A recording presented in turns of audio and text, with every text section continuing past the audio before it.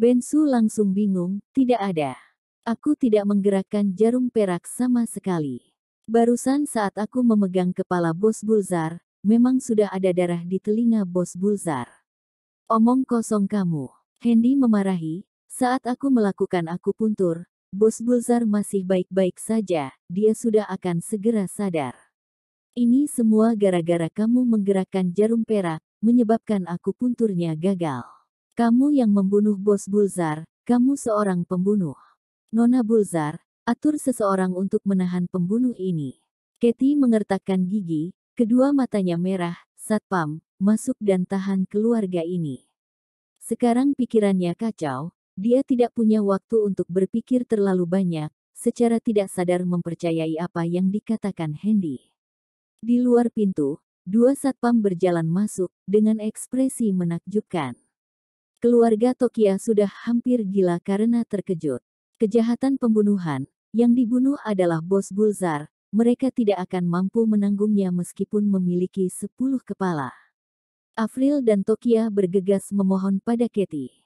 Namun, Katie tetap acuh tak acuh dan memerintahkan satpam untuk menahan Bensu. Bensu tercengang, dia sekarang baru menyadari, kemungkinan besar ini adalah jebakan Hendy untuk dirinya. Dia ingin membuat dirinya menanggung kesalahan ini. Dia sangat menyesali sekarang, menyesal tidak mendengarkan kata-kata Reka dan ikut campur dalam masalah ini. Sekarang tidak hanya diri sendiri yang akan menderita, tetapi anggota keluarga juga. Dia mengertakkan gigi dan menatap Hendy, Hendy, bajingan, kamu menjebakku. Sudut mulut Hendy menunjukkan senyum konspirasi sukses. Pada saat ini, seorang satpam mengulurkan tangan, menangkap Bensu. Namun, Reka bertindak lebih dulu. Dia mencengkeram leher kedua satpam itu, menyeret mereka seperti anjing mati, menjentikkannya dengan ringan. Dua satpam itu terbang keluar. Seluruh proses hanya memakan waktu 3 detik, kedua satpam itu bahkan tidak bereaksi. Reka membantu Bensu berdiri, ayah, jangan khawatir. Saat kalian menerimaku, aku sudah mengatakannya, jika langit akan runtuh, aku akan menahannya untuk kalian. Bensu sedih dan putus asa. Kamu menahannya untuk kami, bagaimana caranya? Dengan kondisi medis di tempat kejadian, meskipun Raja Langit turun ke bumi, dia juga tidak bisa menyelamatkan Bos Bulzar. Dia buru-buru menurunkan suaranya dan berkata, pergi, bawa Tokia pergi, tidak perlu peduli dengan kami. Hendy buru-buru berteriak, Nona Bulzar, panggil polisi, segera panggil polisi. Orang ini pernah dipenjara. Jika dia pergi, maka akan sulit untuk menangkapnya. Katie meraih ponsel dengan panik, hendak memanggil polisi. Reka berteriak dengan marah, tidak berbakti. Sekarang tidak ingin menyelamatkan ayahmu, tapi malah ingin memanggil polisi, bodoh. Hendy membantah, selamatkan, omong kosong. Bos Bulzar mengalami infak serebral, akan mati dalam waktu kurang dari setengah jam, bahkan tidak sempat lagi untuk mengirimnya ke dokter.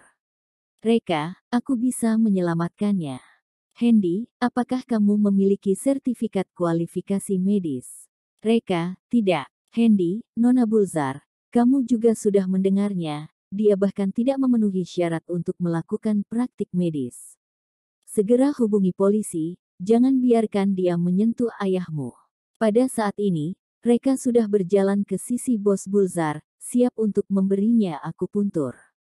Jarum Exodia, tidak masalah jika tidak disebut, begitu disebut langsung mengejutkan orang-orang. Katie sudah hampir gila, brengsek, jangan sentuh ayahku. Tepat pada saat ini, ada dua satpam mendengar pergerakan, berjalan masuk. Katie buru-buru memerintahkan, cepat, hentikan dia, jangan biarkan dia menyentuh ayahku. Begitu kedua satpam hendak bertindak, Reka tiba-tiba meraih cangkir teh di sebelahnya dan meremasnya dengan sekuat tenaga. Cangkir porselen berubah menjadi bubuk di tempat, mengalir keluar dari jari. Aku bisa menyelamatkannya, aku bisa membunuhnya. Berani menggangguku, aku akan membuatnya berakhir seperti cangkir teh ini. Dewa Perang mengamuk, dengan momentum yang kuat dan tak terbendung. Semua orang yang hadir tercengang oleh auranya yang kuat, tidak berani bergerak gegabah. Merasa pria di depannya seperti gunung besar, hanya bisa dilihat dari kejauhan dan tidak bisa didekati. Reka dengan sabar memulai akupuntur di punggung Bos Bulzar. Butuh 2 menit penuh bagi Katie untuk pulih. Dia menggertakkan giginya, tidak tahu malu, kamu berani menyakiti hidup ayahku, aku ingin kamu membayarnya dengan nyawa.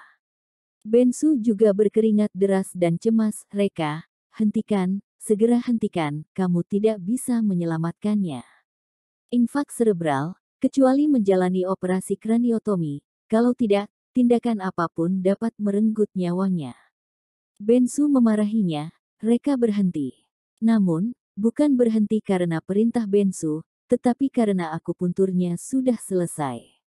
Dia masih sangat puas dengan akupuntur ini, berjalan ke sisi Tokia dengan senyum di wajahnya. Tokia, tolong bantu aku menuangkan segelas air, terima kasih. Tokia melototi Reka dengan kesal dan mengabaikannya. Sekarang Bos Bulzar tidak ada pergerakan, dia mengira Bos Bulzar sudah mati. Katie juga berpikiran sama. Dia mengatupkan gigi peraknya, kedua matanya merah, Reka, aku ingin kamu mati, seluruh keluargamu akan dimakamkan bersama ayahku. Ayah, jangan khawatir, aku akan membalaskan dendammu.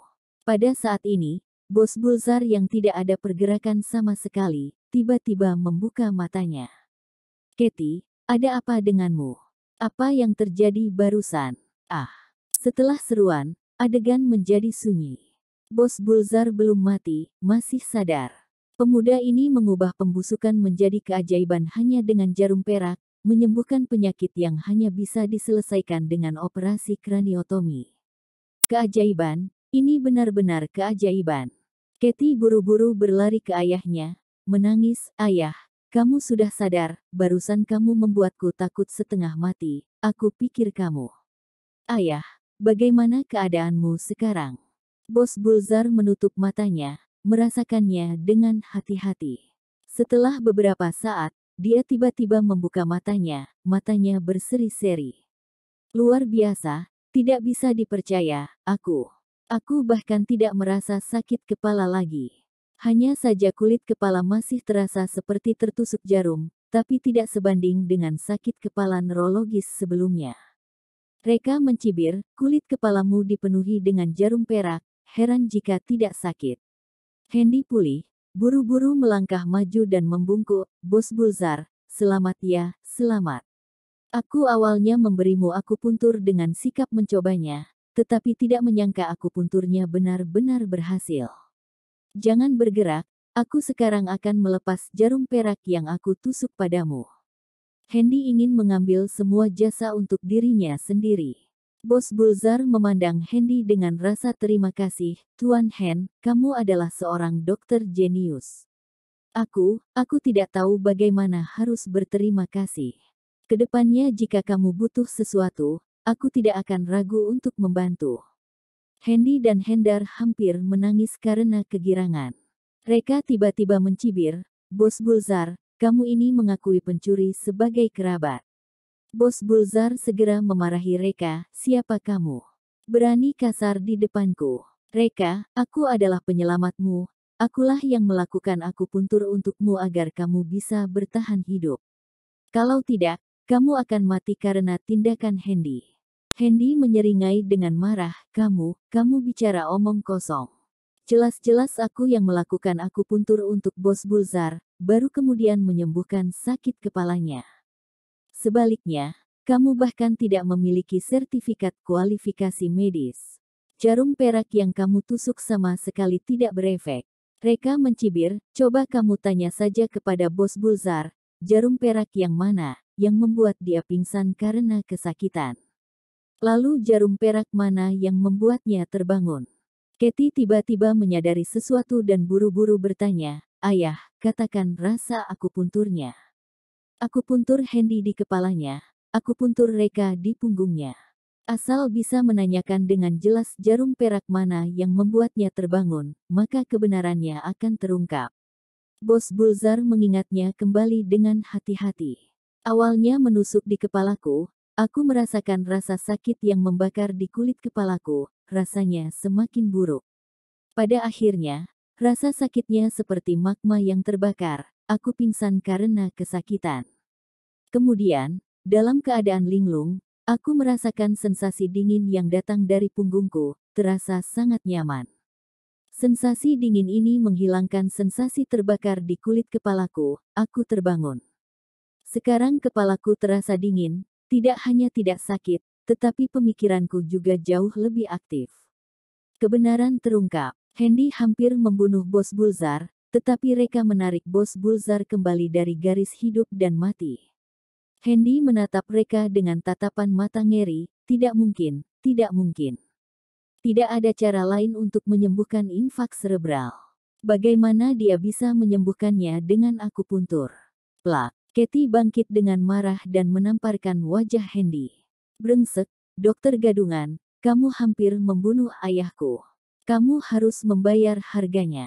Satpam, serahkan mereka kepada pengacaraku dan hukum mereka atas percobaan pembunuhan.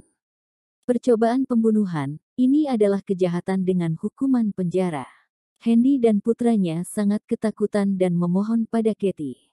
Tapi Katie sangat marah, bagaimana mungkin peduli dengan mereka berdua. Tidak punya pilihan lain, Hendy dan putranya harus memohon kepada Bensu, Bensu, tolong bantu aku memohon kepada menantumu. Aku tidak boleh masuk penjara, aku punya orang tua dan anak. Begini saja, kamu bantu aku sekali ini, aku akan memberimu posisi wakil dekan. Bensu tergerak, posisi wakil dekan, posisi tertinggi di rumah sakit. Tetapi belum sempat dia menyetujui, Satpam membawa Hendy dan putranya pergi. Katie membungkuk dalam-dalam kepada Reka, Dokter Jenius, aku sangat menyesal, aku telah salah paham padamu sebelumnya. Kali ini, terima kasih kepada Dokter Jenius karena telah menyelamatkannya. Budi jasamu begitu besar terhadap keluarga Bulzar kami. Setelah mengatakannya, dia mengeluarkan 2 kartu. Kartu bank, kartu keanggotaan emas. Ada 20 miliar di dalam kartu bank ini, anggap sebagai biaya pengobatan Dokter Jenius. Kartu ini adalah kartu tamu premium untuk jaringan hotelku. Dengan membawa kartu ini, semua konsumsi di hotelku gratis seumur hidup. Keluarga Mas Hita tercengang.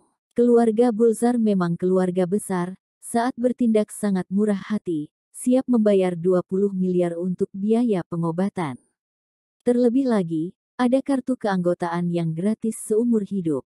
Hadiah ini terlalu berat, Afril tidak berani menerimanya, itu.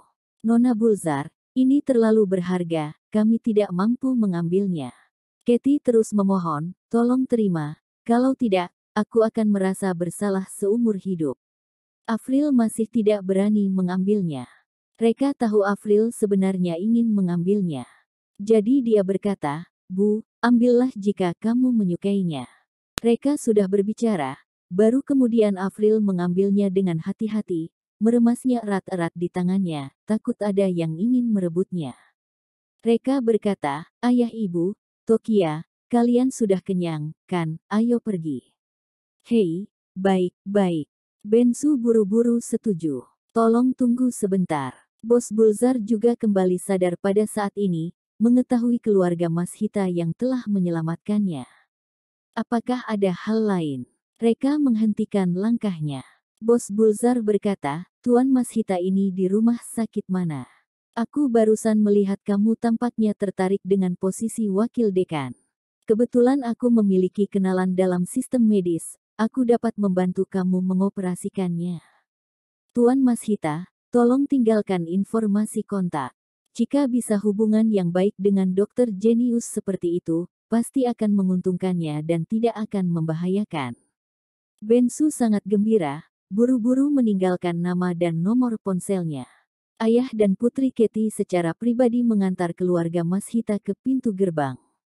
Bos Bulzar menghela nafas lega, kota Geffen yang begitu kecil, banyak bakat jenius yang tersembunyi. Katie juga menghela nafas panjang penuh emosional, benar, sangat disayangkan jika orang seperti ini tidak mengelilingi dunia untuk mempromosikan pengobatan Tiongkok. Bos Bulzar berkata, sudah, jangan bicarakan masalah keluarga Mas Hita. Pimpinannya bos kita yang aku minta kamu perhatikan, Tuan Reka, apakah dia sudah datang? Tunggu sebentar. Kathy tiba-tiba gemetar, berkata, ayah, yang kamu katakan, pimpinannya bos kita yang datang hari ini, bernama Reka. Bos Bulzar tidak mengerti, ya, ada apa? Kathy, ayah, orang itu barusan adalah Reka. Apa? Bos Bulzar tercengang. Butuh waktu lama baginya untuk kembali sadar, pimpinannya bos masih sangat muda, keterampilan medisnya luar biasa.